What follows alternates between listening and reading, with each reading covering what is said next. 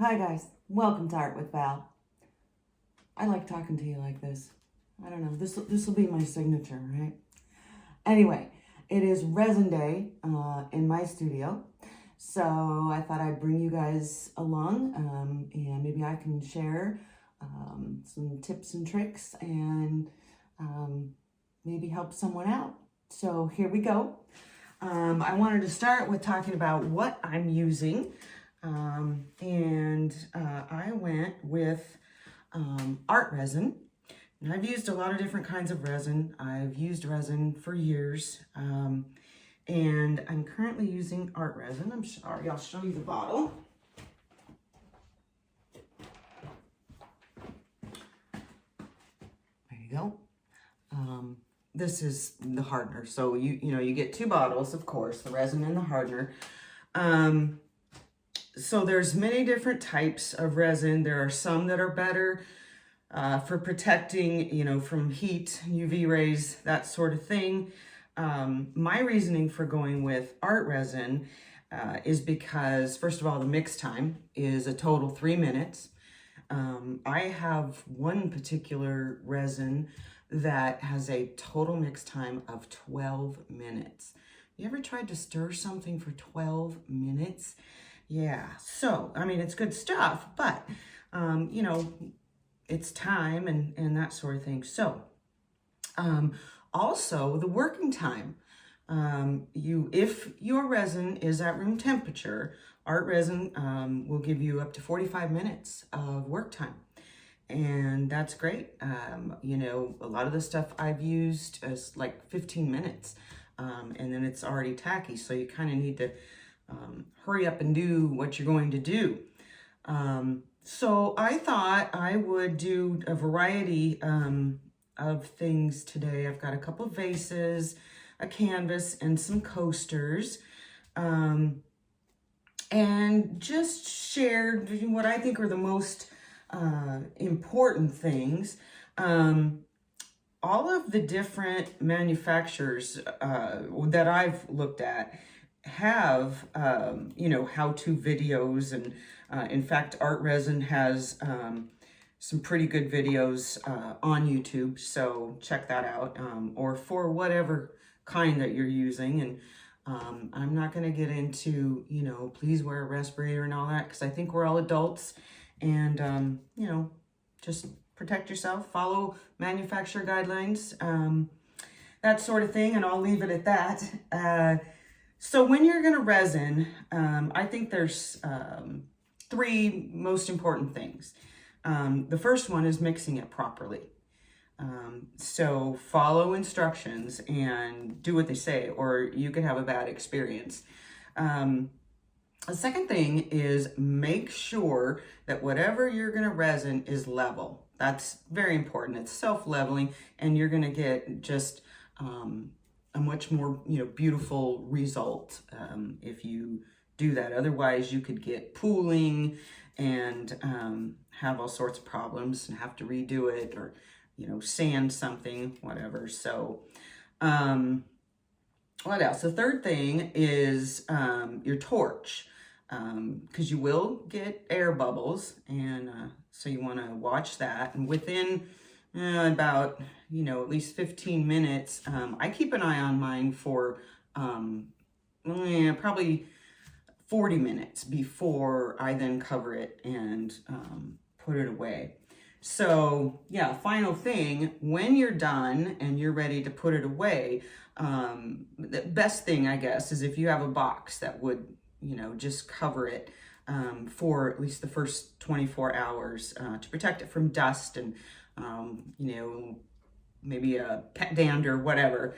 I have a set of shelves that I just put a cheap little shower curtain, clipped it around it, and so I can put them in there, and I don't have to worry about it that way. Let's see, what else did I want to tell you? What do you need to resin? Your resin, stir stick, measuring cup. You could, if you have the cups with, the little lines on them, you could actually, I see people use those all the time. They'll just go by the line on the cup. And that's fine, but just try to get it, you know, pretty exact, because that's important. What else? You want to be in a well-ventilated area, which I am. And let's see, you want to cover your workspace, you know, protect your floor, your table, whatever you're working on, because your resin is going to, just like with our acrylic pours, it's going to drip for a while. You want gloves, of course. You want to wear gloves. And then I will use, like for a canvas, I will use a scraper or a disposable brush to move my resin around on the canvas. And after 24 hours with art resin, it should be hard to the touch, but not fully cured for 72 hours. So keep that in mind. And if you're using something else, again, go by the guidelines for that particular product so that you know when you're not touching it or something. That would be bad. So yeah, oh, and tape the back of your canvas, your coasters. That will help a lot because you're gonna have drips. And if you tape it, then you can just take that tape off and you don't have to worry about, you know, sanding something off. However, take it off after the first 24 hours because if you wait, it's really a pain to get it off. So just a little tip there. And with that, I think we'll just get started. So for a vase, I do not just pour and let it drip because they don't take a lot and I don't want a lot of drips on the lip of my vase. Now for a vase, someone out there might have a trick. Let us know if you do, but you will get, you know, your dried drips of resin on the lip. I will sand those and then I'll mix up just a little bit of resin and with the tip of my finger in the glove, I'll just run it around there so that I get that full finish, but you don't have to do that. That's just my thing. So I'll share that with you. So with a vase, I will just pour a little bit on it. Doesn't take a lot. All right, so we'll try that. And then I will just use my gloved hand to wipe the resin. I guess I do need a little bit more, huh? Whoa, all right. We have plenty now. There we go.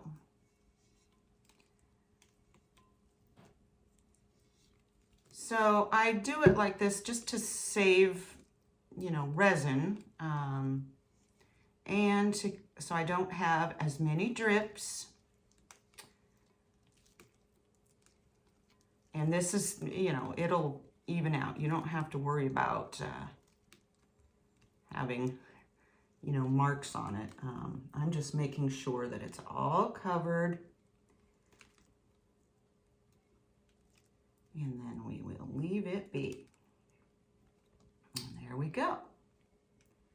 That way, I don't get many drips on the lip at all. So just my preference for that. But you can just pour it and leave it. And so for this one, I'm just going to use the resin that's already on my gloves. And I think that will be sufficient for this little guy. And again, then I won't have a lot of drips.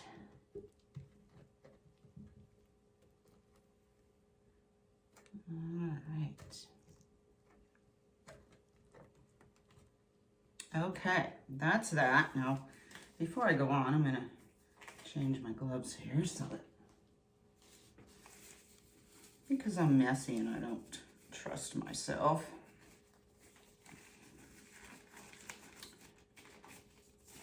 So we'll do the canvas next. And for that, I'll just pour it in the middle.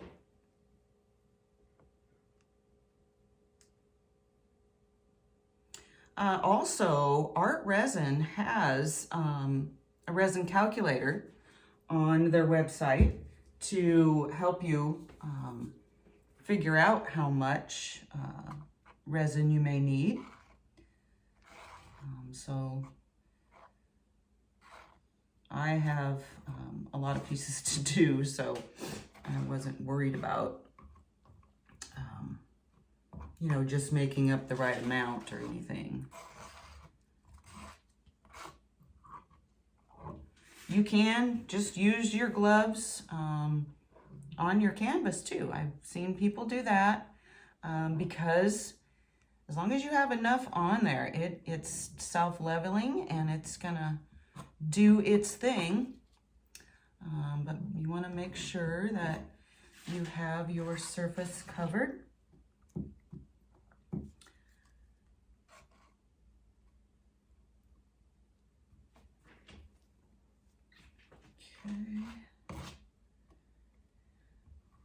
On your canvases, if you're doing a very large canvas, you'll want to support the middle underneath of your canvas because it'll, you know, the weight of the resin on the canvas, it will sag and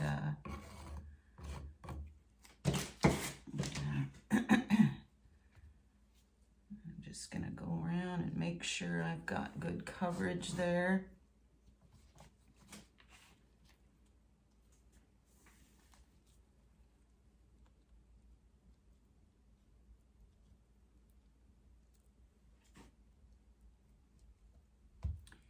Don't want any bare spots, and you know, the beauty of resin is you shouldn't have to do it again unless you have, you know, something happen, you have a flaw in it or something, and then you can do it again.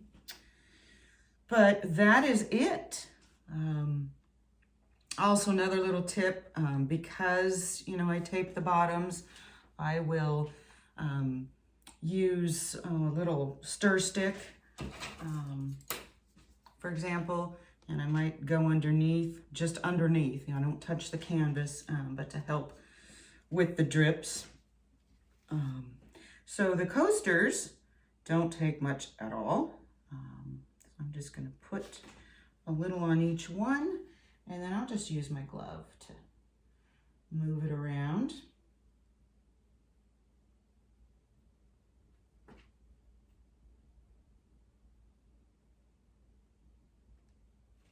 All right. And that way I can get my sides and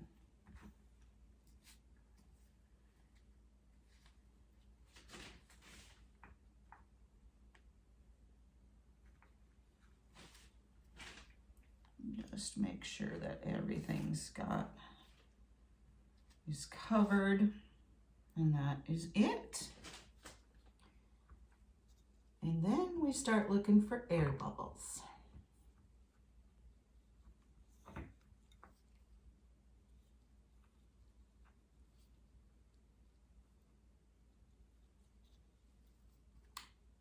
So on my canvas, excuse me, I have,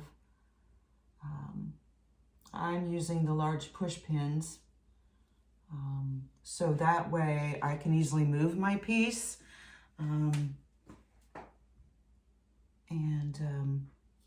To get it under cover, because I don't want to tie up my table.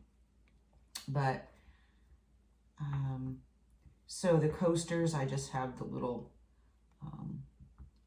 kind of plastic shot glass type cups, and I'll leave those there until it, you know, for the 24 hours, and then you can move them as you need to. for the vases, I actually made myself just some stands, just using a wooden dowel and a little block of wood. So, and I just cover it so then I can, you know, take that foil off of there and we're good to go. So I am just making sure that nothing is missed here. And then, so while this is dripping also, I'll just take my glove, only within, you know, that window of working time that you have though, because that'll also help to cut down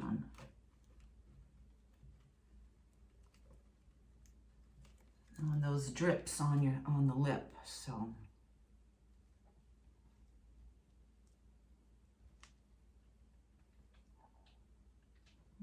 everything's covered there.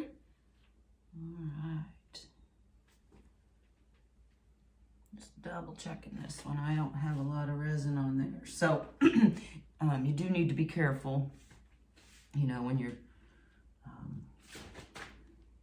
using a very small amount like that. It's actually easier, I think, when you just pour something and let it drip, but again, not with the vase, because then it causes you a lot more work on your lip. So see, this one's dripping well, and I've still got some time to get those drips off of there. So I'll just grab the torch and we'll get rid of the air bubbles. There we go. And when you're torching resin, you want to keep your torch moving. Don't, you know, hold it in one spot or anything. Okay.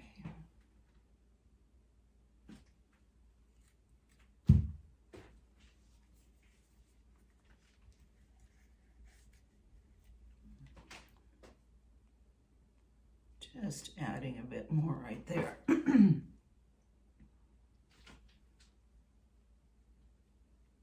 we go.